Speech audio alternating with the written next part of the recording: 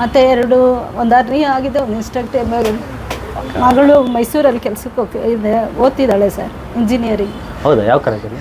NIL. Okay okay. ಆ ಮಗ ಈಗ 10th ಕೋಲಾರಲ್ಲೇ. ತುಂಬ ಬೇಜಾರಾಗುತ್ತೆ ಸರ್, ಒಂದು ಸಲ ಲೈಫ್ ಏನಾಗುತ್ತೋ ಮಕ್ಕಳಿಗೆ ಅಂತ. ಇಲ್ಲ ಇವಾಗ ಚೆನ್ನಾಗಿದೆಯಲ್ಲ ಮೇಡಮ್? ಈಗ ಚೆನ್ನಾಗಾಗಿದೆ ಸರ್.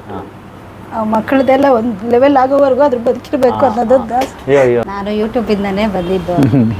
ಬಂದು ತೋರಿಸ್ಕೊಳ್ಳಿ, ಹೆಲ್ತ್ ಕಾಪಾಡ್ಕೊಳ್ಳಿ, ಮೇನ್ ಹೆಲ್ತ್ ಸರ್. ಹೆಲ್ತ್ ಇದ್ರೇನೆ ಎಲ್ಲ. ಹೌದೌದೌದು.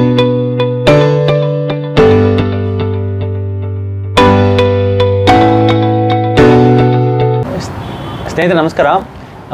ಇದು ಒಂದು ನಮ್ಮ ವಿಡಿಯೋ ಮಾಡಬೇಕಾಗಿರ್ತಕ್ಕಂಥ ಉದ್ದೇಶ ಬಂದು ನಮ್ಮ ಜೊತೆ ಇದ್ದಾರೆ ಭಾಗ್ಯಲಕ್ಷ್ಮಿ ಮೇಡಮ್ ಅಂತ. ಮೇಡಮ್ ನಿಮ್ಮ ಪರಿಚಯ ಮಾಡ್ಕೊಳ್ಳಿ. ಭಾಗ್ಯಲಕ್ಷ್ಮಿ ಅಂತ, ಕೋಲಾರಿಂದ ಬಂದಿದ್ದೀವಿ. ನಾನು ಬೇಸಿಕಲಿ ಗೌರ್ಮೆಂಟ್ ಟೀಚರು. ಯಾವ ಸ್ಕೂಲ್ ಮೇಡಮ್? ಈ ಕಡೆಗೆ ಟೇಕಲ್ ಕಡೆ ಪಾರ್ಶಗನಹಳ್ಳಿ ಅಂತ ಬರುತ್ತೆ, ಅಲ್ಲಿ. Okay okay okay. ನನಗೆ ಒಂದು ನಯ ಇನ್ಸ್ಟ್ರಕ್ಟಮಿ ಆಗಿದೆ, ಮತ್ತು ಅಂಬಲಿಕಲ್ ಅರ್ನಿ ಇದು ಆಗಿದೆ, ಆಪ್ರೇಷನ್ ಆಗಿದೆ. ಮೈಗ್ರೇನ್ ಮಾತ್ರ ನನಗೆ 12 ಇಯರ್ಸಿಂದ ಇದೆ ಸರ್, ಅದು ಮಾತ್ರ ವಾಸಿ ಆಗಿಲ್ಲ. ಇನ್ನು ಮಾಮೂಲಿ ಇದು ಮಂಡಿ ನೋವು ವಾಸಿ ಆಗಿದೆ. ಆದರೆ ಕೆಳಗೆ ಕೂತ್ಕೊಂಡು ಹಿಂಗೆ ಮಡಿಸ್ಕೊಂಡು ಹಿಂಗೆ ಕೂತ್ಕೊಳ್ಳೋವಾಗ ಇಲ್ಲಿ ಪೇನ್ ಆಗುತ್ತೆ, ಎರಡು ಕಡೆಗೂ. ಅದೇ ಅಷ್ಟು ಬಿಟ್ಟರೆ ಇನ್ನೆಲ್ಲ ಆರಾಮಾಗಿ. Okay okay. ಸ್ನೇಹಿತರೆ ಮುಖ್ಯ ಉದ್ದೇಶ ಬಂದು ಇದು ನಮ್ಮ ಮೂಳೆ ಸಮಸ್ಯೆಗಳಿಗೆ ಮತ್ತು ನಮ್ಮ ಈ ಏನೇನೆಲ್ಲ ಈ ಹಾರ್ಮೋನ್ ಇಂಬ್ಯಾಲೆನ್ಸ್ ಆಗಿ ಮುಖದಲ್ಲಿ ಮೆಲಾಸ್ಮ ಬರೋದು, ಈ ಥರ ಎಷ್ಟೊಂದು ಸಮಸ್ಯೆಗಳಿಗೆ ಹೆಣ್ಮಕ್ಳಲ್ಲಿ ಇತ್ತೀಚೆಗೆ ಆಗ್ತಿರ್ತಕ್ಕಂಥ ಸಮಸ್ಯೆ ಬಂದು ಮೂಲ ಕಾರಣ ಬಂದು it is because of hysterectomy, ಅಂದರೆ ಗರ್ಭಕೋಶ ತೆಗೆದಿರೋದ್ರಿಂದ ಆಗ್ತಿರುತ್ತೆ. ಲೈಕ್ ಇನ್ಫ್ಲಮೇಷನ್ ತುಂಬ ಜಾಸ್ತಿ ಇರುತ್ತೆ, ಮತ್ತು ಹಾರ್ಮೋನ್ ಇಂಬ್ಯಾಲೆನ್ಸ್ ಜಾಸ್ತಿ ಇರುತ್ತೆ. ಅದು ಹೋಗಿ ನಮ್ಮ ಬೋನ್ಸ್ನ ಬೋನ್ ಮಿನರಲ್ ಡೆನ್ಸಿಟಿ ಅಂದರೆ BMDನ ಕಡಿಮೆ ಮಾಡುತ್ತೆ, ಅದರಿಂದ ಪೇಯ್ನ್ ಜಾಸ್ತಿ ಆಗುತ್ತೆ. ನಾವು ಎಷ್ಟೇ ಕ್ಯಾಲ್ಸಿಯಂ ಮಾತ್ರೆ ತೊಗೊಂಡ್ರು ವಿಟಮಿನ್ D, B12 ಮತ್ತು ಮೆಗ್ನೀಷಿಯಮ್ ಎಲ್ಲ ತೊಗೊಂಡ್ರು ಕೂಡ ಆ ಹಾರ್ಮೋನ್ ಇಂಬ್ಯಾಲೆನ್ಸ್ ಕರೆಕ್ಷನ್ ಆಗೋವರೆಗೂ ಅವ್ರಿಗೆ ಬಾಡಿನಲ್ಲಿ ಪೇಯ್ನ್ ಹೋಗೋದಿಲ್ಲ. ಸೊ ಮೇಡಮ್ಗೆ ಎಷ್ಟು ದಿನದಿಂದ ನೋವಿತ್ತು ಮೇಡಮ್? ಇದು 9 ಮಂತ್. ಅದು ಇನ್ಸ್ಟ್ರಕ್ಟರ್ ಆಗಿದ್ದು 1 ಇಯರ್ ಆಯಿತು. 1 ಇಯರ್ ಆಯಿತು. ಓಕೆ. ಇದು ಬಂದಿದ್ದು 8 ಮಂತ್ಸಿಂದ ಬಂತು ಸರ್. ಹಿಸ್ಟೆಕ್ಟಮಿ ಆದ್ಮೇಲೆ ಸ್ಟಾರ್ಟ್ ಆಯಿತು? ಆದ್ಮೇಲೆ. ಅಲ್ಲಿವರೆಗೂ ಇರಲಿಲ್ಲ. ಅಲ್ಲಿವರೆಗೂ ಇಲ್ಲ. ನಮ್ಮದು ಡೂಪ್ಲೆಕ್ಸ್ ಮನೆ ಇದೆ. ಮೆಟ್ಲು ಹತ್ತೋದು ಇಲ್ಲ, ಸ್ಟೆಪ್ಸ್ ಅದು ಇದೆ, ಅದಕ್ಕೆ ಒಳಗೆಲ್ಲ ಹತ್ತೋ ಇಲ್ಲ. ಅದಕ್ಕೆ ಸ್ಟಾರ್ಟ್ ಆಯ್ತೇನೋ ಅಂದ್ಕೊಂಡು ನಾವು 1-4 ಮಂತ್ಸ್ ಸುಮ್ಮನೆ ಇದ್ವಿ. ಆಮೇಲೆ ನಿಮ್ಮ ವಿಡಿಯೋ ಬಂತು, ಹೀಗೆ ಇದು ಮನೆ ಮದ್ದು ಹುಡುಕ್ತಾ ಇದ್ದೆ. ಆವಾಗ ನಿಮ್ಮ ವಿಡಿಯೋ ನೋಡಿಬಿಟ್ಟು ಸರಿ ಬೇಗನೆ ನೋಡಿಸ್ಕೊಳ್ಳೋಣ, ತುಂಬ ಜಾಸ್ತಿ ಆಗೋವರೆಗೂ ಇರೋದು ಬೇಡ ಅಂದ್ಬಿಟ್ಟು ಹಾಲಿಡೇಸ್ ಇತ್ತು ಸರ್, ಹಾಲಿಡೇಸಲ್ಲಿ ಬಂದ್ವಿ. ಈಗ ಸ್ಕೂಲ್ಗೆ ಹೋಗೋದು ಬಸ್ಸೆಲ್ಲ ಹತ್ತುತ್ತೀನಲ್ವ, ಆವಾಗ ಇಲ್ಲಿ ಸ್ವಲ್ಪ ಪೇಯ್ನ್ ಆಗುತ್ತೆ. ಸೊ ಇದು ಮೇನ್ಲಿ ಇಷ್ಟು ಫಾಸ್ಟಾಗಿ ರಿಸಲ್ಟ್ ಬಂದಿರೋದೇ ನಮಗೆ ಸರ್ಪ್ರೈಸು. ಯಾಕೆಂದರೆ ಇಷ್ಟು ಫಾಸ್ಟಾಗಿ ರಿಸಲ್ಟ್ ಬರೋಲ್ಲ. ಯಾಕೆಂದರೆ ಇನ್ನೂ ಜಸ್ಟು ನೀವು ಈ ಗರ್ಭಕೋಶ ತೆಗೆದಿರೋ ಪೇಷಂಟ್ಸಲ್ಲಿ ವೆರಿ ಫ್ರೆಶ್ ಪೇಷಂಟ್ಸ್ ಇದೆ ವಿತಿನ್ 1 ಇಯರ್. ಹೌದು, ನಾನು ವಿಡಿಯೋಸ್ ಎಲ್ಲ ನೋಡ್ತಿದ್ದೀನಿ. ಅಂದರೆ ಏನು ಅಂದರೆ ಸ್ವಲ್ಪ ಬೇಗ ರಿಕವರಿ ಆಗಲಿ ಅಂತ. ಕೆಲವರಿಗೆಲ್ಲ 10 ವರ್ಷ 15 ವರ್ಷ 21 ಬಂದಿದ್ರು, ಅಜ್ಜಿ 25 ವರ್ಷ ಇದೆ, ಅವರಿಗೆ ಸಮಸ್ಯೆ ಅಷ್ಟು ಜಾಸ್ತಿ ಇದೆ. ಸೊ ಅಂಥವ್ರಿಗೆ ಸ್ವಲ್ಪ ಟೈಮ್ ಹಿಡಿಯುತ್ತೆ, ಒಂದು 3 to 6 ಮಂತ್ಸ್ ಅಂತ ನಾವು ಮುಂಚೆನೇ ಹೇಳ್ಬಿಡ್ತೀವಿ. ಯಾಕಂದರೆ ಆಸ್ಟಿಯೋಪೊರೋಸಿಸ್ ಕರೆಕ್ಷನ್ ಅನ್ನೋದು ಸುಮ್ಮನೆ ಸಾಮಾನ್ಯವಾದ ವಿಷಯ ಅಲ್ಲ, ತುಂಬ ಸಿವಿಯರ್ ಆಸ್ಟಿಯೋಪೊರೋಸಿಸ್ ಆಗಿರುತ್ತೆ. ಇದು ಮೊನ್ನೆ ಈ ವೀಕಲ್ಲಿ ಎಕ್ಸ್ರೇ ತೆಗೆದಿದ್ದೀನಿ. ಓಕೆ, ನಾನು ನೋಡ್ತೀನಿ. ಸೊ ಇದ್ರ ಮೇಲೆ ಮೇನ್ಲಿ ನಾವು ಫೋಕಸ್ ಮಾಡಬೇಕು. Like we have to focus mainly into osteoporosis correction ಮೇಲೆ ಫೋಕಸ್ ಮಾಡಿದ್ರೆ ನಮ್ದು ಎಲ್ಲ ಸಮಸ್ಯೆಗಳು ಅವಾಯ್ಡ್ ಆಗ್ತವೆ. ಸೊ ನಿಮಗೆ ಫಸ್ಟ್ ಗರ್ಭಕೋಶ ತೆಗೆದು ವಿತಿನ್ 4 ಮಂತ್ಸಲ್ಲಿ ಮಂಡಿನ ಬಂದಿದೆ. ಅಲ್ಲಿವರೆಗೂ ಮಂಡಿನವೇ ಕಾಣಿಸ್ತಿಲ್ಲ. ಅವಾಗಲೂ ಡೂಪ್ಲೆಕ್ಸ್ ಮನೆ ಇತ್ತಾ? ಇತ್ತು. ಅವಾಗಲೂ ಹತ್ತದು ಇದೆಲ್ಲ ಮಾಡ್ತಾರೆ. ಮತ್ತೆ ಅವಾಗ ಇಲ್ದಿರೋದು ಇವಾಗ ಹೊಸದಾಗಿ ಏನು ಚೇಂಜ್ ಆಯಿತು? ಹಿಸ್ಟೆಕ್ಟಮಿ. ಎಸ್.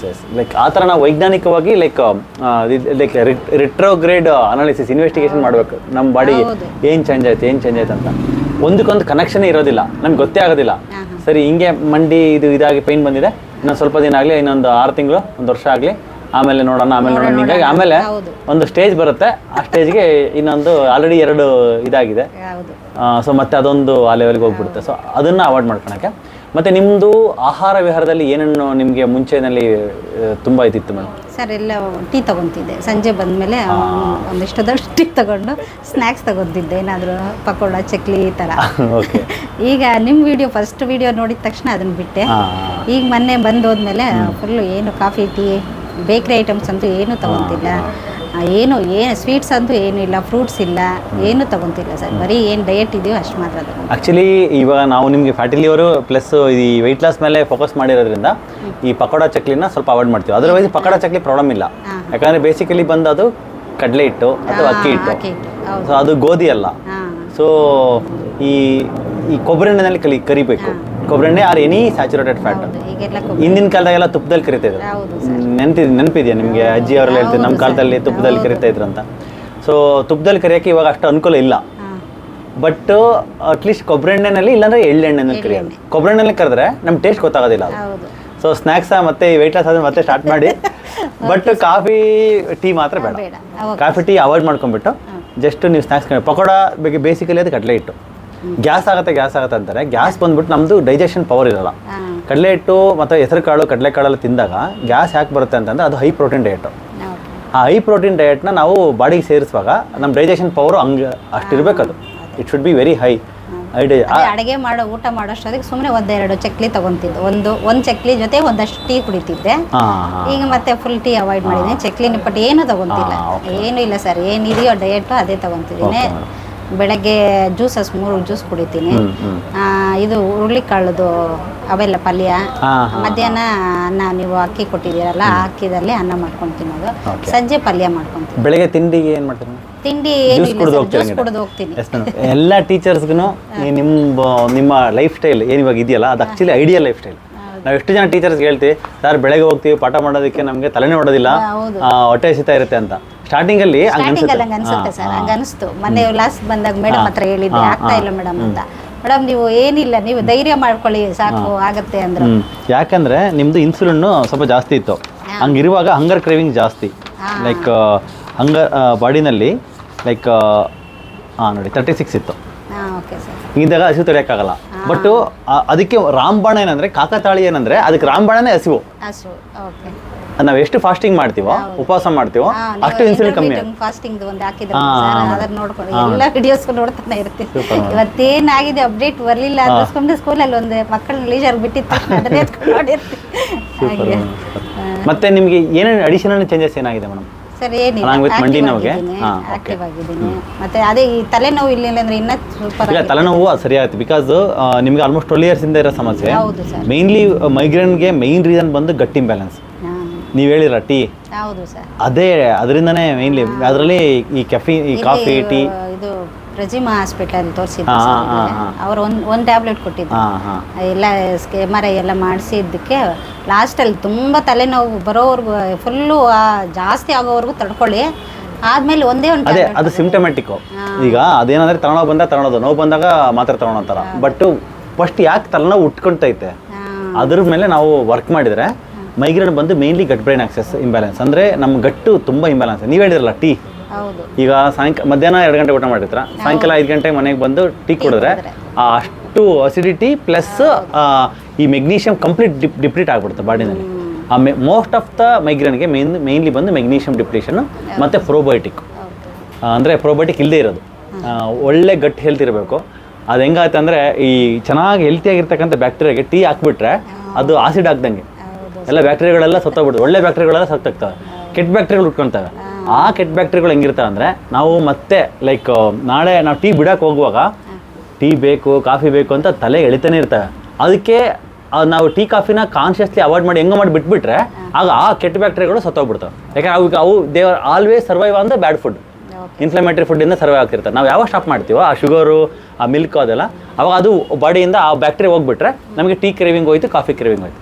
ಸೊ ಅದಾದಮೇಲೆ ನೆಕ್ಸ್ಟ್ ಬಂದು ಇವಾಗ ಪ್ರೋಬಯೋಟಿಕ್ನ ಒಳ್ಳೆ ಮೈಕ್ರೋಬಯೋಮ್ನ ಇಂಪ್ರೂವ್ಮೆಂಟ್ ಮಾಡಿ ಮೆಗ್ನೀಷಿಯಮ್ನ ಇಂಪ್ರೂವ್ಮೆಂಟ್ ಮಾಡಿದರೆ ನಿಮಗೆ ಮೈಗ್ರೇನು ಡೆಫಿನೆಟ್ಲಿ ಇಂಪ್ರೂವ್ಮೆಂಟ್ ಆಗುತ್ತೆ. ಎಪ್ಸಮ್ ಸಾಲ್ಟ್ ಫುಟ್ ಬಾತ್ ಮಾಡ್ತಿದ್ದಾರೆ ಮೇಡಮ್? ಇಲ್ಲ ಸರ್, ಅದಾಗೋಯ್ತು. ಅದು ಇನ್ನೊಂದು 2 months ಮಾಡೋಣ. ಅದು ಈ ಬೋನ್ ಪರ್ಸ್ಪೆಕ್ಟಿವ್ ಇಂದ ಬೇಡ, ಲೈಕ್ ಅಂದರೆ ಮಂಡಿ ಚೆನ್ನಾಗಿದೆ. ಈ ಮೈಗ್ರೇನ್ ಪರ್ಸ್ಪೆಕ್ಟಿವ್ ಇಂದ will start it for another 2 months. ಮತ್ತು ಮೆಗ್ನೀಷಿಯಮ್ ಸಪ್ಲಿಮೆಂಟ್ ಕೊಡ್ತೀನಿ, ಮೆಲಟೋನಿನ್ ಕೊಡ್ತೀನಿ, ಪ್ರೋಬಯೋಟಿಕ್ಸ್ ಎಲ್ಲ ಕೊಡ್ತೀನಿ. You continue that. ಇದು ಸೊ ನಿಮ್ಮ ಡಯಟ್ ಬಂದು ಬೆಳಗ್ಗೆ ಎದ್ದು ಸಾಯಂಕಾಲದವರೆಗೂ ಏನೇನು ಮೇಡಮ್? ಸರಿ, ಬೆಳಗ್ಗೆ ಇದು ಇದರಲ್ಲಿ ಕೊಬ್ಬರಿ ಎಣ್ಣೆ 2, ಆಮೇಲೆ ಬಿಸಿನೀರಲ್ಲಿ ಪಿಂಕ್ ಸಾಲ್ಟ್ ಹಾಕೊಂಡು ಕುಡಿಯೋದು. ಆಮೇಲೆ ಒಂದು 1/2 hourಗೆ ಜ್ಯೂಸಸ್ 10 minutes ಅಲ್ಲಿ 3 ಜ್ಯೂಸು ಕುಡಿಯೋದು. ಯಾವ್ಯಾವ್ದು ಕುಡಿತೀರಾ? ಬೆಳಗ್ಗೆನೆ ಬೂದ್ ಕುಂಬಳಕಾಯಿ ಜ್ಯೂಸು, ಆಮೇಲೆ ನೆಲ್ಲಿಕಾಯಿ ಜ್ಯೂಸು, ಆಮೇಲೆ ಕೊತ್ತಂಬರಿ ಸೊಪ್ಪು ಜ್ಯೂಸು. ಅಷ್ಟಾದ್ಮೇಲೆ ತುಂಬಾ ಈ ನಡುವೆ ಏನಾದರೂ ತಲೆನೋವು ಬಂದ್ಬಿಡುತ್ತೆ ಸರ್. ಆ ತಲೆನೋವಿಗೆ ಟ್ಯಾಬ್ಲೆಟ್ ಹಾಕೋಬೇಕು ಅಂದ್ಬಿಟ್ಟು ಬಾರ್ಲಿ ಅಂಬ್ಲಿ ಮಾಡ್ಕೊಂಡು ಒಂದು ಗ್ಲಾಸ್ ತಗೊಂಡು ಅದು 11 ಗಂಟೆಗೆ 11 ಗಂಟೆಗೆ. ಮತ್ತೆ ಮಧ್ಯಾಹ್ನ ಮಾಮೂಲಿ ಊಟ. ಆಮೇಲೆ ಸಂಜೆ ಬಂದಿದ ತಕ್ಷಣ ಇದು ನೆಲ್ಲಿಕಾಯಿ ಜ್ಯೂಸ್ನ ಇದನ್ನ ಮಾಡಿ ಇಟ್ಕೊಂಡಿದ್ದೀನಿ ಫ್ರಿಡ್ಜಲ್ಲಿ, ಐಸ್ ಕ್ಯೂಬ್ ಮಾಡಿ. ಅದನ್ನ ಮಧ್ಯಾಹ್ನ ಊಟಕ್ಕೆ ಮನೆಗೆ ಹೋಗ್ತೀರಾ? ಇಲ್ಲ ಸರ್, ಅಲ್ಲೇ ಸ್ಕೂಲಲ್ಲೇ ಫ್ರಿಜ್ ತಗೊಂಡು ಹೋಗಿರ್ತೀನಿ. ಇಲ್ಲ ಈವ್ನಿಂಗ್ ಬಂದ್ಬಿಡ್ತೀನಿ 5 o'clock ಐಸ್ ಕ್ಯೂಬ್ ಹಾಕೊಂಡು ನೆಲ್ಲಿಕಾಯಿ ಜ್ಯೂಸ್ ಕುಡಿತೀನಿ. ಸೂಪರ್. ಮತ್ತೆ ಅದೇನಕ್ಕೆ madam ice cube? Like any advantages? ಏನಿಲ್ಲ, ಮೊದಲು ABC ಜ್ಯೂಸ್ ಕುಡಿತಿದ್ದೆ ಮೊದಲು ಇಲ್ಲಿಗೆ ಬರಕ್ ಮುಂಚೆ. Apple, beetroot, carrot. ಆಮೇಲೆ ಇಲ್ಲಿ ಹಂಗೆ ಯೂಟ್ಯೂಬ್ ಸರ್ಚ್ ಮಾಡುವಾಗ ನೆಲ್ಲಿಕಾಯಿ ಜ್ಯೂಸ್ ಸ್ಟಾರ್ಟ್ ಮಾಡಿದ್ದೆ. ಮತ್ತೆ ಹೆಂಗೋ ಇರುತ್ತಲ್ಲ ಅದು ಅಂದ್ಬಿಟ್ಟು ಈವ್ನಿಂಗ್ ಸುಮ್ಮನೆ ಕುಡಿಯೋದು ಅಷ್ಟೇ, ಅದಕ್ಕೆ ಅಂತಾನೆ ಏನಿಲ್ಲ. ಕುಡಿದೇ ಇದ್ರು ನನ್ಗೇನು ಅನ್ಸೋದೇ ಇಲ್ಲ. ಇರ್ಲಿ ಅಂತ ಬಿಸಿನೀರು ಕುಡಿಯೋ ಜೊತೆಗೆ ಅದು ಹಾಕೊಂಡು ಕುಡಿತಿದ್ದೆ. ಆಮೇಲೆ ಈವ್ನಿಂಗು ಒಂದು 6:30, 7 o'clock ಒಳಗೆ ಒಂದು ಬೌಲ್ ಆಫ್ ಇದು ಏನಾದರೂ ಪಲ್ಯ ತಗೊತಿದ್ದೆ. ಹುರುಳಿಕಾಳು, ಆಮೇಲೆ ಇಲ್ಲ ಅಂದರೆ ಇದು ಸರ್ ಗ್ರೀನ್ದು ಬರುತ್ತಲ್ವ, ಹಿಂಗೆ ಪಲ್ಯಗಳು, ಸೊಪ್ಪಿನ ಪಲ್ಯ ಅಷ್ಟೇ. ರಾತ್ರಿ ಮಜ್ಜಿಗೆ ಕುಡಿದ್ಬಿಟ್ಟು ಅದು ಇದು ಕೊಟ್ಟಿದ್ದಾರೆ, ಪೌಡ್ರ್ ಕೊಟ್ಟಿದ್ದೀರಲ್ಲ, ಅದನ್ನು ಅರಿದಕ್ಕೆ ಪೌಡ್ರಲ್ಲಿ ಹಾಕೊಂಡು ಕುಡಿಯೋದು ಅಷ್ಟೇ. ಇದು ನಿಮ್ಮ ರೂಟೀನ್ ಅಷ್ಟೇ. ಮತ್ತೆ ಬೆಳಗ್ಗೆವರೆಗೂ ಏನು ಹೊಟ್ಟೆ ಹಸಿವೆಲ್ಲ, ತಿನ್ಬೇಕನ್ಸಿದ್ರು ತಿನ್ನಲ್ಲ, ಹೊಟ್ಟೆನೇ ಹಸಿವೆಲ್ಲ ಸರ್. ಸೂಪರ್. ಹಿಂಗೆ ಮಾಡಿದ್ರೆ ವೆಯ್ಟ್ ಲೆಸ್ ಆಗಿದೆಯಾ ಸರ್? ಆಗಿದ್ದೆ, ಮತ್ತೆ ಏನೋ ಇವತ್ತು 66 ಅಲ್ಲಿ ಇದೆ. ಮಾರ್ನಿಂಗ್ ಬಾರ್ಲಿ ಅವಾಯ್ಡ್ ಮಾಡಿ, ಇನ್ಮೇಲೆ ಅವಾಯ್ಡ್ ಮಾಡ್ಬೋದು. ಒಂದೇ ಸರಿ ಮಧ್ಯಾಹ್ನ ಒಂದೇ ಸರಿ ಕಾರ್ಬೋಹೈಡ್ರೇಟ್ ಕೊಟ್ಬಿಡಿ. ಬಾರ್ಲಿ ಇದೆ ಕಾರ್ಬೋಹೈಡ್ರೇಟ್. ಸೊ ಒಂದೇ ಸರಿ 12 ಎಷ್ಟು ಲಂಚ್ ಎಷ್ಟು ಗಂಟೆ ಮಾಡ್ತೀರಾ? ಒಂದೇ ಸರಿ 1 o'clockಗೆ ಜ್ಯೂಸೇ ಬೇಕಾದ್ರೆ ಮನೆಯಿಂದ ಒಂದು ಜ್ಯೂಸ್ ಬೇಕಾದ್ರೆ ಬಾಟ್ಲಿಗೆ ಹಾಕೊಂಡು ಹೋಗಿರಿ. 11 o'clockಗೆ ಆ ಜ್ಯೂಸೇ ತಗೊಂಬಿಡಿ. ಅದು ಲೈಕ್ 0 sugar and 0 carb. ಅದು ನ್ಯಾಚುರಲ್ ಕಾರ್ಬ್ ಇರುತ್ತೆ, that is fine. But barley carb ಅಲ್ವಾ? ಸೊ 12 o'clockಗೆ 1 o'clockಗೆ ನೀವು ಒಂದೇ ಸರಿ ಇದು ಮಾಡಿ 11 o'clockಗೆ ಜ್ಯೂಸ್ ಕುಡಿದ್ಬಿಟ್ರೆ ಸೊ ಕಂಟಿನ್ಯೂ ಆಗ್ಬಿಡುತ್ತೆ, ಹಂಗೆ ಸ್ಟ್ರೆಚ್ ಆಗ್ಬಿಡುತ್ತೆ. ಸೊ ಮಧ್ಯಾಹ್ನ ಒಂದು ಕಾರ್ಬೋಹೈಡ್ರೇಟ್ ಮೇಲೆ ಈವ್ನಿಂಗ್ ಟೈಮಲ್ಲಿ ಅಂದರೆ ಡಿನ್ನರ್ಗೆ ಬಂದು like some protein or fat, morning time juice. So natural weight loss ಆಗುತ್ತೆ. ಓಕೆ ಸರ್, ಅದು ವೆಯ್ಟ್ ಲಾಸ್ ಆಗಿಲ್ಲ, 65 ಇದ್ದೆ. ಲಾಸ್ಟ್ ವೀಕಲ್ಲಿ ಆಗಿದೆ, ಲಾಸ್ಟ್ ವಿಸಿಟಲ್ಲಿ ಆಗಿದೆ. ಈ ವಿಸಿಟಲ್ಲಿ 1 kg ಗೈನ್ ಆಗಿದೆ. That is the main thing. So ಇಷ್ಟು ಮಾಡೋಣ, ಕೊಬ್ಬರಿನೇ ಕಂಟಿನ್ಯೂ ಮಾಡಿ ಹಂಗೆ. ಸೊ ಇಷ್ಟು ಸಾಕು ಮೇಡಮ್. ಅದೊಂದು ನಿಮಗೆ ಒಂದು ಅಮೆಝಾನಲ್ಲಿ ಒಂದು ಮಾತ್ರೆ ಬರ್ಕೊಟ್ಟಿದ್ದೀನಿ, ಹಾರ್ಮೋನ್ ಸಪ್ಲಿಮೆಂಟು. ಅದನ್ನೇನು ಮಾಡಿ ನಿಮ್ಮ ಬೋನ್ಸು ಲೈಕ್ ಲೈಫ್ ಟೈಮ್ ಗಟ್ಟಿ ಇರಬೇಕು. Like it is because of hysterectomy ಚಿಕ್ಕ ಏಜ್ಗೆ ಆಗಿರೋದ್ರಿಂದ, ಲೈಕ್ ಚಿಕ್ಕ ಏಜ್ ಏನಲ್ಲ, ಲೈಕ್ ಆಲ್ಮೋಸ್ಟ್ 47, 48 ಆಗಿದೆ. ಸೊ ಆ ಏಜಲ್ಲಿ ಆಗಿದೆ. ಸೊ ಅದನ್ನು ಹಾರ್ಮೋನ್ ಕರೆಕ್ಷನ್ ಮಾಡೋದಕ್ಕೆ ಒಂದು ಸಪ್ಲಿಮೆಂಟ್ ಬರ್ಕೊಡ್ತೀನಿ. ವರ್ಷಕ್ಕೊಂದು ಸರಿ 3 months ತರಿಸ್ಕೊಂಡ್ಬಿಟ್ಟು ತೊಗೊಂಬಿಟ್ಟು ಸ್ಟಾಪ್ ಮಾಡಿ. ನಿಮ್ಗೆ ನೆನಪಿರ್ಬೇಕಾದ್ರೆ ಲೈಕ್ ಎವ್ರಿ ಜನವರಿ, ಫೆಬ್ರವರಿ, ಮಾರ್ಚ್ ಹೊಸ ವರ್ಷ ಬಂದ ತಕ್ಷಣ ನೆನಪು ಮಾಡ್ಕೊಂಡು ಒಂದು ಬಾಟ್ಲಿ ತರಿಸಿದ್ರೆ ಒಂದು 2-3 months ಮುಗಿಸ್ಬಿಟ್ಟು ಸ್ಟಾಪ್ ಮಾಡಿದ್ರೆ ಸಾಕು. So that bone health will maintain life time. Dieting ಇದೇ ಥರ ಇನ್ನೊಂದು 6 months ಮಾಡಿಬಿಟ್ಟು ಅವಾಗ ಬೇಕಾದ್ರೆ ಸ್ವಲ್ಪ ನಿಮ್ಗೆ ಒಂದು ರಿದಮ್ ಗೊತ್ತಾಗ್ಬಿಡುತ್ತೆ. ಸೊ ಯಾವಾಗ ಏನು ತಿನ್ಬೇಕಂತ ಆ ಥರ ಮೇಂಟೈನ್ ಮಾಡ್ಕೊಂಡ್ರೆ ಸಾಕು. ನಮ್ಮ ಯೂಟ್ಯೂಬ್ ವೀಕ್ಷಕರಿಗೆ ಏನು ಹೇಳಕ್ಕೆ ಇಷ್ಟಪಡ್ತೀರಾ? ನಾನು ಯೂಟ್ಯೂಬಿಂದನೇ ಬಂದಿದ್ದು. ಬಂದು ತೋರಿಸ್ಕೊಳ್ಳಿ, ಹೆಲ್ತ್ ಕಾಪಾಡ್ಕೊಳ್ಳಿ. ಮೇಯ್ನ್ ಹೆಲ್ತ್ ಸರ್, ಹೆಲ್ತ್ ಇದ್ರೇನೆ ಎಲ್ಲ. ಹೌದೌದು. ಎಷ್ಟು ಕೋಟಿಗಳು ಸಂಪಾದನೆ ಮಾಡಿದ್ದಾರೆ ಸರ್. ನಮ್ಮನೆಯವರು ಅಡ್ವೊಕೇಟ್. ಯಾವ ಕೋರ್ಟಲ್ಲಿ? ಇಲ್ಲೇ ಕೋಲಾರಲ್ಲಿ ಇದ್ದಾರೆ ಸರ್, ಅಂದರೆ ಲೀಗಲ್ಲು. ಈಗ ತಾನೇ ಹೋದ್ರು ಅವರು, ಇವತ್ತು ಕೋರ್ಟ್ ಇದೆ ಅಂತ. ನಾನು 4 ಆಪ್ರೇಷನ್ ಆಗಿದೆ ಸರ್ ನನಗೆ. 2 ಸಿಸರಿನ್ ಆಗಿದ್ದು, ಮತ್ತು 2 ಒಂದು ಅರ್ನಿ ಆಗಿದೆ, ಒಂದು ಇನ್ಸ್ಟ್ರಕ್ಟಿವ್ ಆಗಿದೆ. ಮಗಳು ಮೈಸೂರಲ್ಲಿ ಕೆಲಸಕ್ಕೆ ಓದ್ತಿದ್ದಾಳೆ ಸರ್, ಇಂಜಿನಿಯರಿಂಗ್. ಹೌದಾ? ಯಾವ ಕಾಲೇಜಲ್ಲಿ? NIL. ಆ ಮಗ ಈಗ 10th ಕೋಲಾರಲ್ಲೇ. ತುಂಬ ಬೇಜಾರಾಗುತ್ತೆ ಸರ್, ಒಂದು ಸಲ ಲೈಫ್ ಏನಾಗುತ್ತೋ ಮಕ್ಕಳಿಗೆ ಅಂತ. ಇಲ್ಲ, ಇವಾಗ ಚೆನ್ನಾಗಿದೆಯಲ್ಲ ಮೇಡಮ್? ಈಗ ಚೆನ್ನಾಗಾಗಿದೆ ಸರ್. ಮಕ್ಕಳದೆಲ್ಲ ಒಂದು ಲೆವೆಲ್ ಆಗೋವರೆಗೂ ಅದ್ರ ಬದುಕಿರ್ಬೇಕು ಅನ್ನೋದು. ಅಯ್ಯೋ ಇಲ್ಲ ಮೇಡಮ್, ಅಲ್ಲಿವರೆಗೂ ನೀವು ಹೋಗಬೇಡಿ. ಲೈಕ್ ನಿಮ್ಗೇನು ಆ ಥರ ದೊಡ್ಡ ಕಾಯಿಲೆ ಯಾವುದೂ ಇಲ್ಲ. Like you are already recovering well. 4 ಸಲ ಇದು ಒಟ್ಟಿಗೆ ಹೋಗಿ ಬಂದಿದ್ದೀನಿ. ಒಂದು ಅರ್ನಿಯಾ, ಒಂದು ಹಿಸ್ಟೆಕ್ಟಮಿ, 2 C-section. 4 ಆಗಿದೆ. ಓಕೆ. ಹಂಗಾಗಿ ನಾನು ಏನೇ ಆಗಲಿ ಫಸ್ಟ್ ತೋರಿಸ್ಕೋಬೇಕು ಅಂದ್ಬಿಟ್ಟು, ಜಾಸ್ತಿ ಆಗೋರು ಸಿವಿಯರ್ ಆಗೋರ್ಗು ಇರಬಾರ್ದು, ಬಂದ್ಬಿಡ್ಬೇಕು ಬೇಗ ಅಂದ್ಬಿಟ್ಟು ಬಂದು. C-section ಬಂದು ಲೈಕ್ ದಟ್ ಈಸ್ ಒಂದು ನ್ಯಾಚುರಲ್ ಆದ ಪ್ರೋಸೆಸ್. ಅದು ಲೈಕ್ ಈಗ ಲೇಬರ್ ಪೇನ್ ಬರುತ್ತೆ, ಅದು like birth canal like dilate ಆಗಿಲ್ಲ ಅಂತಂದ್ರೆ they will induce that, like C-section ಮಾಡ್ತಾರೆ. Okay, that is separate part. ಈಗ ಹಿಸ್ಟೆಕ್ಟಮಿ ಅಂಡ್ ಹರ್ನಿ ಏನಾಯ್ತಲ್ಲ, ಇದು ಬಂದು typically due to lifestyle. Example, ಈಗ ಹಿಸ್ಟೆಕ್ಟಮಿ ಆಯ್ತಲ್ಲ, ಹಿಸ್ಟೆಕ್ಟಮಿ ಆಗೋದಕ್ಕೆ ಮೇನ್ ರೀಸನ್ ಬಂದು ಹಾರ್ಮೋನ್ ಇಂಬ್ಯಾಲೆನ್ಸ್. ನೀವು ಹಾರ್ಮೋನ್ ಇಂಬ್ಯಾಲೆನ್ಸು ಆಗಿರೋ ರೀಸನ್ನು ಎಲ್ಲಿಂದ ಆಯಿತು ಅಂತ ನೋಡಿದರೆ ಅದೇ ಲೈಕ್ ಬ್ಯಾಡ್ ಲೈಫ್ ಸ್ಟೈಲ್. ಟೀ ಆಗಲಿ, ಕಾಫಿ ಆಗಲಿ, ಲೈಕ್ ಅದು ಈಗ ಯಾಕೆಂದರೆ ಈ 30s ಇರುವಾಗ ಜಾಸ್ತಿ ವರ್ಕ್ ಮೇಲೆ ಫೋಕಸ್ ಇರುತ್ತೆ. ನಾವು ಕರಿಯರ್ ಫಿಕ್ಸ್ ಮಾಡ್ಕೋಬೇಕು, like we want to grow, we want to educate our self more and more ಅಂತ ಹಿಂಗೆ ಹೋಗುವಾಗ ಸೊ ಹೆಲ್ತ್ನ ನಾವು ನ್ಯಾಚುರಲಿ ಒಂದು ಸ್ವಲ್ಪ ಡೌನ್ ಸೈಜ್ ತಗೊಂಡ್ಬಿಡುತ್ತೆ. ಹೆಲ್ತ್ ಮೇಲೆ ಫೋಕಸ್ ಡೌನ್ ಆಗಿಬಿಡುತ್ತೆ. ಸೊ ಈಗ ಲೈಕ್ ಇವಾಗ ರೈಟ್ ಟೈಮ್ ಇವಾಗ ನಿಮಗೆ like it is get back to. ಇವಾಗ ಸರ್ಜರಿ ಆಯ್ತು, ಇವಾಗ ಹಿಸ್ಟೆಕ್ಟಮಿ ಆಯಿತು ಲಾಸ್ಟ್ ಇಯರ್ ಅಂದರೆ ಅವತ್ತೇ ಬಿಲ್ಡ್ ಆಗಿಲ್ಲ ಕಾಯಿಲೆ. ಅದು ಲಾಸ್ಟ್ ಒಂದು 10-15 ಇಯರ್ಸಿಂದನೂ ಹಾರ್ಮೋನ್ ಇಂಬ್ಯಾಲೆನ್ಸ್ ಹಂಗೆ ಬಿಲ್ಡ್ ಆಗಿ ಲಾಸ್ಟಿಗೆ ಫೈಬ್ರಾಯ್ಡು ಅಥವಾ ಬಲ್ಕ್ ಯೂಟ್ರಸ್ ಹಿಂಗೆ ಆಗಿ ಬಂದಿರುತ್ತೆ. ಬಲ್ಕಿ ಆಗಿಬಿಟ್ಟಿರುತ್ತೆ. ಬಲ್ಕಿ ಅದಕ್ಕೆ main reason hormone stimulation. So ಇವಾಗ ಅದು ಹಾರ್ಮೋನ್ ಇಂಬ್ಯಾಲೆನ್ಸ್ ಕರೆಕ್ಷನ್ ಮಾಡ್ತಾ ಇದೀವಲ್ಲ, ಸೊ ಜೊತೆಗೆ ಮತ್ತೆ ಹಾರ್ಮೋನ್ ಇಂಬ್ಯಾಲೆನ್ಸ್ ಆಗದಿರೋ ಥರ ಅಂದರೆ ಈ ಫುಡ್ಡು, ಈ ಮಿಲ್ಕ್ ಆ್ಯಂಡ್ ಈ sugar, refined sugar or jaggery, like ಎಷ್ಟಾಗುತ್ತೆ ಅಷ್ಟು ಅವಾಯ್ಡ್ ಮಾಡೋಣ. ಫ್ರೂಟ್ಸು ಇದನ್ನೆಲ್ಲ ಅವಾಯ್ಡ್ ಮಾಡ್ಕೊತ ಬರುವಾಗ ನಿಮ್ದು ಹೆಲ್ತ್ ಲೈಕ್ ಪ್ರಿಸ್ಟಿನ್ ಪ್ಯೂರ್ ಹಂಗೆ ಮೇಂಟೈನ್ ಆಗುತ್ತೆ ಇಯರ್ ಆಫ್ಟರ್. ಸೊ ಹಂಗಾಗಿ ಧೈರ್ಯವಾಗಿರಿ. ಲೈಕ್ ನೀವು ಮಾನಸಿಕವಾಗಿ ಏನೂ ಅಂದ್ಕೊಳಕ್ ಹೋಗ್ಬೇಡಿ. ನಾನು ಸುಮ್ಮನೆ ನಿಮಗೆ ಧೈರ್ಯ ತುಂಬ್ತಾ ಇಲ್ಲ. ವೈಜ್ಞಾನಿಕವಾಗಿ ನೋಡ್ರಿ, ಈ ಎಲ್ಲದರಿಂದ ಕೆಟ್ಟದಾಗ್ತಿತ್ತು ಮೇಡಮ್. ಈಗ ಇವರೆಲ್ಲ ಒಂದು 9 ಜನ ಫ್ರೆಂಡ್ಸ್ ಇದ್ದಾರೆ ಮೇಡಮ್, ಎಲ್ಲ ಕೆಟ್ಟವರು. ಇವರಿಂದ ನಮ್ಮ ಲೈಫ್ ಕೆಟ್ಟದಾಗ್ತೇನೆ ಅನ್ನುವಾಗ ಅವ್ರು ಸಂಘ ಮಾಡ್ತೀವೋ ಮಾಡಲ್ಲ, ನಾವು ಮಾಡಲ್ಲ. ಸೊ ಬೇಡವೇ ಬೇಡ ಅವ್ರ ಸವಾಸ, ಯಾಕಂದ್ರೆ ಅದನ್ನ ಜಾಸ್ತಿ ಸ್ಟ್ರೆಸ್ ಆಗ್ತದೆ ಅಂತ ಅಂದ್ಕೊಂಡು ಬಿಟ್ಬಿಡ್ತೀವಿ ನಾವು. ಅದೇ ಥರ ಇವರು ಈ 9 ಇನ್ಫ್ಲಮೇಟರಿ ಫುಡ್ ನಾವು ಅವಾಯ್ಡ್ ಮಾಡಿಬಿಟ್ರೆ ನಿಮ್ಗೆ ಆಲ್ಮೋಸ್ಟ್ ಏನು ಇದೆಯೋ ಹಂಗೆ ಮೇಂಟೈನ್ ಆಗಿಬಿಡುತ್ತೆ. ಮತ್ತೆ ನಿಮಗೆ ಆರೋಗ್ಯವಾಗಿ ಯಾವ ಇಶ್ಯೂಸು ಬರ್ದಂಗೆ ಆಗುತ್ತೆ. ಅಷ್ಟೊಂದು ನೀವು ಫೋಕಸ್ ಮಾಡಿದ್ರೆ ಸಾಕು. ಅಷ್ಟು ಮಾಡಿದ್ರೆ ಸಾಕು ಮೇಡಮ್. ಸೊ ಹಂಗಾಗಿ ಧೈರ್ಯವಾಗಿರಿ, ಜಸ್ಟ್ ಬಿ ಕಾನ್ಫಿಡೆಂಟ್. ಯಾಕಂದರೆ ಲೈಕ್ ಮಕ್ಕಳು ಹೈಯರ್ ಎಜುಕೇಷನ್ ಮಾಡ್ತಾ ಇದ್ದಾರೆ, really happy for that. And sir is also in very high position. ಹೌದು ಸರ್, ಅವ್ರು ಏನೇ ಆಗಲಿ ಬಂದು ನಿನ್ನ ನಡಿ ಎಷ್ಟೇ ಖರ್ಚಾಗಲಿ ನಾನು ನಿಂಗೆ ತೋರಿಸ್ತೀನಿ, ನೀನು ಆರಾಮಾಗಿರ್ಬೇಕು ಅಂತ ಹೇಳ್ತಾರೆ ಸರ್. ಹಾಗೆ ಮತ್ತೆ ಅರ್ನಿಯಾಗೆ ಈಗ ಮೆಶ್ ಹಾಕಿದ್ದಾರೆ ಒಳಗಡೆ, ಅದು ಚುಚ್ಚೋದೇನಾರು ಆಗುತ್ತಮ್ಮ? ಇಲ್ಲ ಸರ್, ಏನಿಲ್ಲ, ಅದರದ್ದೇನು ಪ್ರಾಬ್ಲಮ್ ಇಲ್ಲ, ಆರಾಮಾಗಿದೆ. ಸ್ವಲ್ಪ ಹಿಂಗೆ ಒಂದು ಸ್ವಲ್ಪ ವೆಯ್ಟ್ ಲಾಸ್ ಒಂದು 58-60 ಬಂತು ಅಂದರೆ will become still more good. Okay sir, 58-60 ಬರ್ಬೋದು. ಲೈಕ್ ನೀವು ಮಾರ್ನಿಂಗ್ ಆಗುತ್ತೆ ಡೋಂಟ್ ವರಿ. ಫ್ಯಾಟಿ ಲಿವರ್ ಇರೋದ್ರಿಂದ ಏನಾಗುತ್ತೆ ಗೊತ್ತಾ, ವೆಯ್ಟ್ ಲಾಸ್ ಪ್ಲಾಟೋ ಅಂತೀವಿ. ಫಸ್ಟ್ ವೆಯ್ಟ್ ಲಾಸ್ ಆಗ್ಬಿಡುತ್ತೆ, 2-3 kg ಆಗ್ಬಿಡುತ್ತೆ, ಆಮೇಲೆ ಅಲ್ಲೇ ನಿಂತ್ಕೊಳುತ್ತೆ. ಲಿವರು ಫ್ಯಾಟಿ ಕಂಪ್ಲೀಟ್ ಫ್ಯಾಟ್ ಹೋಗೋವರೆಗೂ ಅಷ್ಟೇ ಇರುತ್ತೆ ವೆಯ್ಟ್, ಒಂದು ಅರ್ಧ ಕೆಜಿನೂ ಕಡಿಮೆ ಆಗಲ್ಲ. ಆಮೇಲೆ ಲಿವರ್ ಎಲ್ಲ ಕ್ಲೀನ್ಸ್ ಆಗಿ ಮತ್ತೆ ವೆಯ್ಟ್ ಲಾಸ್ ಆಗಿ ಸ್ಟಾರ್ಟ್ ಆಗುತ್ತೆ. So but be in the process ಬಾರ್ಲಿದೊಂದು ಅದನ್ನು ಸ್ಟಾಪ್ ಮಾಡ್ಕೊಂಡ್ರೆ okay sir. Thank you so much madam, ಚೆನ್ನಾಗಿ ಕೊಟ್ರಿ. ಸ್ಟಾಫ್ಗೂ ಅಷ್ಟೇ ಸರ್, ತುಂಬ ಚೆನ್ನಾಗಿ ನೋಡ್ಕೊತಾರೆ. ಅವ್ರು ಮಾತಾಡೋ ರೀತಿಯಲ್ಲೇ ನಮ್ಗೆ ಗೊತ್ತಾಗುತ್ತೆ. ಎಲ್ಲ ಟ್ರೈನಿಂಗ್ ಮಾಡಿದ್ವಿ ಮೇಡಮ್. ಯಾಕಂದರೆ ಆಲ್ರೆಡಿ ನೋವಿಂದ ಬಂದಿರ್ತಾರೆ ಪೇಷಂಟ್ಸ್.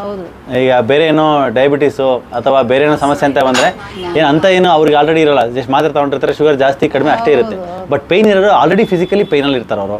ಆ ಫಿಸಿಕಲ್ ಪೇಯಿಂದ ಮಾನಸಿಕವಾಗಿ ಖಿನ್ನತೆಗೆ ಹೋಗಿರ್ತಾರೆ. ನಮ್ಮ ಸ್ಟಾಫ್ಸ್ ಆಗಲಿ ಡಾಕ್ಟರ್ಸ್ ಆಗಲಿ ಹೆಂಗೆ ನನಗೆ ರಫ್ ಬಿಹೇವ್ ಮಾಡಿದ್ರೆ ಅಷ್ಟು ಅವ್ರು ಇನ್ನೂ ಖಿನ್ನತೆಗೆ ಹೋಗ್ಬಿಡ್ತಾರೆ.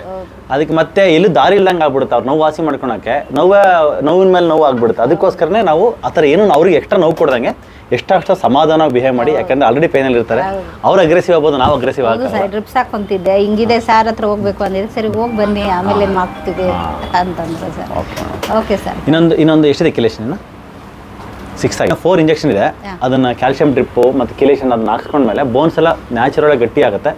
ಆಮೇಲೆ ಸ್ಟಾಪ್ ಮಾಡಿಬಿಟ್ಟು ಜಸ್ಟ್ ವರ್ಷಕ್ಕೆ 3 ಮಂತ್ಸ್ ಆ ಮಾತ್ರ ಹೇಳಿದ ಅಮೆಜಾನ್ ತರಿಸ್ಕೊಂಡು ನಂಗೆ ಕಂಟಿನ್ಯೂ ಮಾಡಿ.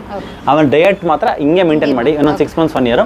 ಆಮೇಲೆ ಆ ಇನ್ಫ್ಲಮೇಟರಿ ಫುಡ್ ಮಾತ್ರ ಬೇಡ, ಈ ಫುಡ್ಡಲ್ಲಿ ಸ್ವಲ್ಪ ವೇರಿಯೇಷನ್ ಮಾಡಿ. Thank you.